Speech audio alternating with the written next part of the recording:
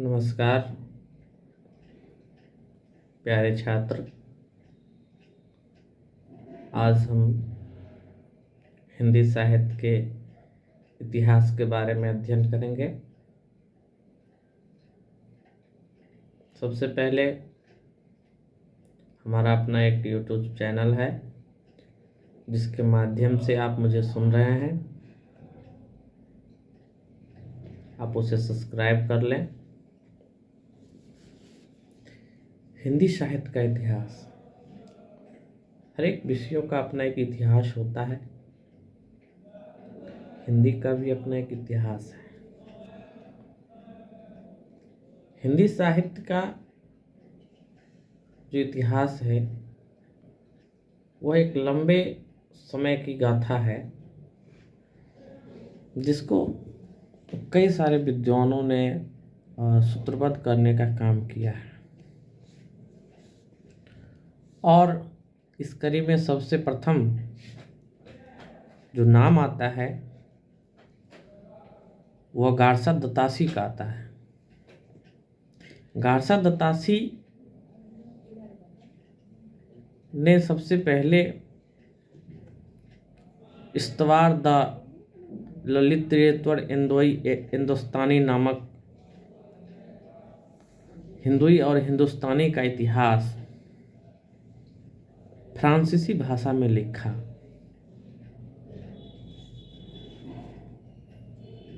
इसी कड़ी में प्रोफेसर नलिन बिलोचन शर्मा भी आए जिन्होंने अपने साहित्य इतिहास का दर्शन में लिखा है कि हिंदी साहित्य का पहला इतिहास लेखक गारसा दत्तासी था। यह निर्विवाद है, इसमें कोई वाद विवाद नहीं है। उन्होंने प्रथम प्रयास किया और गारसा दत्तासी का यह ग्रंथ काल क्रमानुसार न होकर कवियों के वर्ण क्रम से है। काल क्रमानुसार इतिहास की पहली शर्त है और वर्णानुक्रम का प्रयोग शब्दकोश में होता है।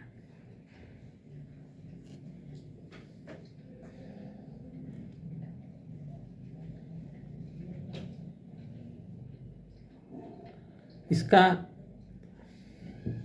जब हिंदी अनुवाद हुआ डॉक्टर लक्ष्मी सागर वार्ष्णेय के द्वारा, तो हिंदी अनुवाद में इसका हिंदुई साहित्य का इतिहास नाम रखा गया। मौलवी करीमुद्दीन ने तब का सुसुआरा या तज़किरा ये सुआरा ये हिंदी नामक ग्रंथ लिखा जो सन 1848 ईस्वी में दिल्ली कॉलेज द्वारा प्रकाशित हुआ। इस ग्रंथ में 1004 कवियों का उल्लेख है जिनमें केवल 60 से 62 हिंदी के कवि हैं। तज़किरा ई सुआरा ई हिंदी में प्रथम बार काल क्रम का ध्यान रखा गया किंतु नामकरण का प्रयास नहीं किया गया।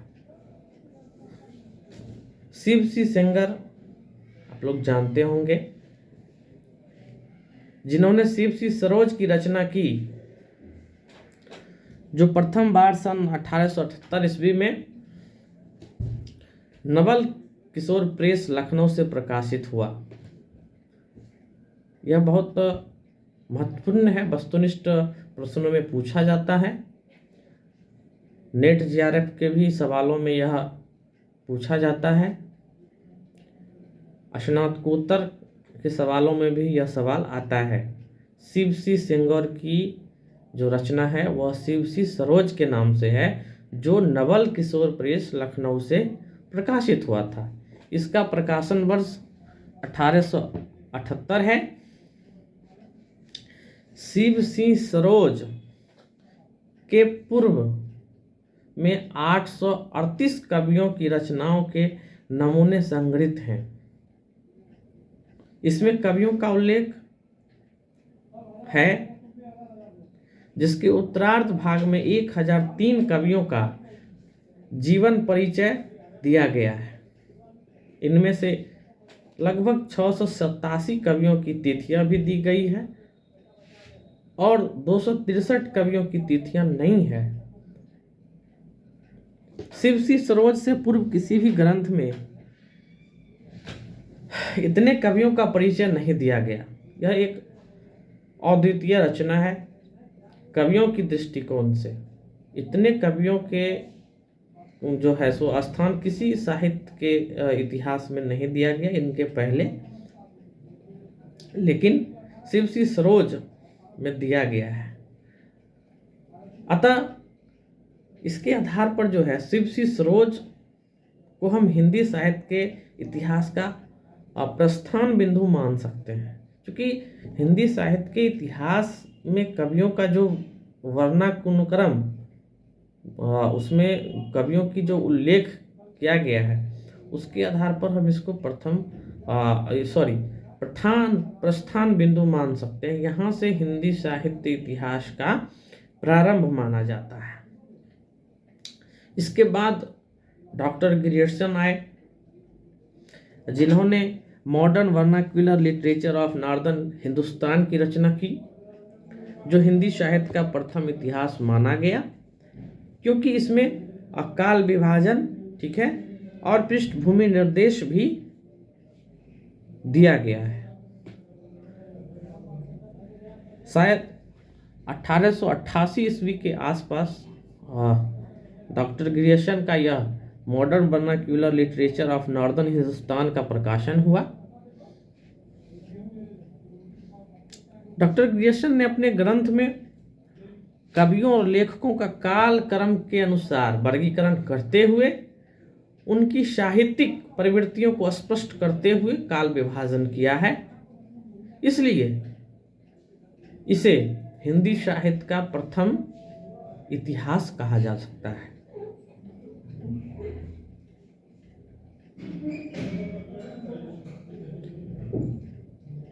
अब ग्रियर्सन की जो रचना है, इनका हिंदी अनुवाद डॉक्टर किशोरी लाल गुप्त ने किया है। हिंदी अनुवाद करने के बाद इसका नाम हिंदी साहित्य का प्रथम इतिहास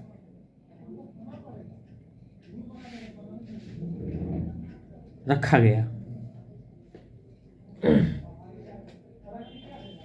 जिसमें क्या है कि यदि एक तरह से हम विचार करें तो डॉक्टर ग्रियर्सन का जो यह ग्रंथ है यह शिवसी सरोज पर आधारित है। ऐसा इसलिए हम बोल रहे हैं कि जब डॉक्टर ग्रियर्सन इसको लिख रहे होते हैं तो उसमें ज़्यादा सहायता जो वह शिवसी सरोज से लिए हैं, उसमें से लगभग हम 951 950 कवियों का जो है सो ग्रंथ शिवसी सरोज से लिया है। इसलिए हम डॉक्टर ग्रियर्सन का जो ये हिंदी साहित्य modern vernacular literature of northern Hindustan है, उसका आधार ग्रंथ यदि हम कहें तो वह शिवसी सरोज है। यह कोई अतिशयोक्ति नहीं होगी। इसके बाद मिश्र बंधु विनोद आते हैं। देखिए, सबसे पहले एक चीज स्पष्ट कर देते हैं, मिश्र बंधु विनोद, इसमें 3 भाई हैं। शायद आप लोग जानते होंगे, कई लोग नहीं भी जानते होंगे। प्रथम पंडित गणेश बिहारी मिश्र, श्याम बिहारी मिश्र और सुखदेव बिहारी मिश्र, ये तीनों सगे भाई हैं और इन्हीं तीनों के नाम के बदले एक मिश्र बंधु नाम रखा गया और तीनों मिश्र बंधु के नाम से ही रचना करते थे। इसलिए मिश्र बंधुओं ने मिश्र बंधु विनोद नामक हिंदी साहित्य का एक बहुत बड़ा इतिहास लिखा, जो 1913 ईस्वी में 3 भागों में प्रकाशित कराया गया था। इसका चतुर्थ भाग 1924 ईस्वी में प्रकाशित हुआ था। इसमें कुल मिलाकर के 4551 कवियों का विवरण है।